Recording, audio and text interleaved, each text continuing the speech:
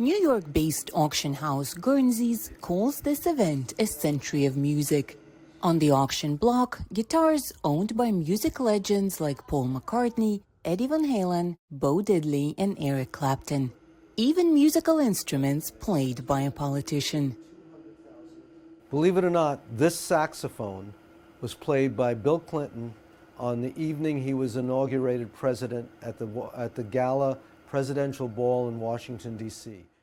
Arlen Ettinger, president of the Guernsey's auction house, says he's proud of every single musical gem of this collection.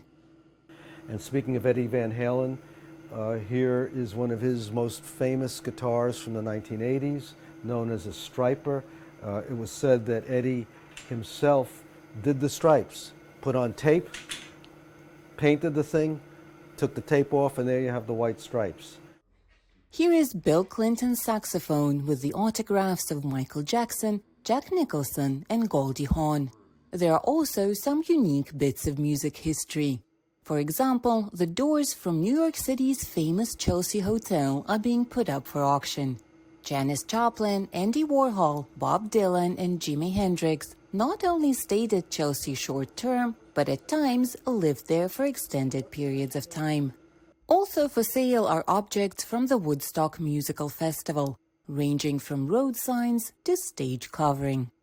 On the grounds of Woodstock was a hand-painted big 4 foot by 8 foot, 1.5 by nearly 3 meter hand-painted directional sign, map, saying, you are here, the stage is there, the outhouses are over there, the pond where you can go swimming is there, and it was very beautifully done. And there was only one of them. We have that. We have sections of the stage of Woodstock, big pieces of the wooden stage.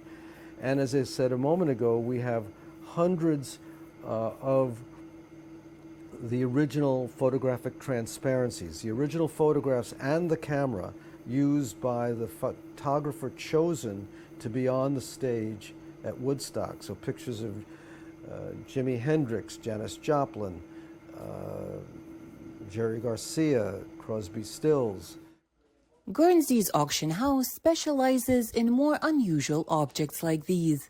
All in all, over 1,000 pieces are being sold in the A Century of Music auction. Tom Crandall, who owns a vintage guitar store, came to take a look.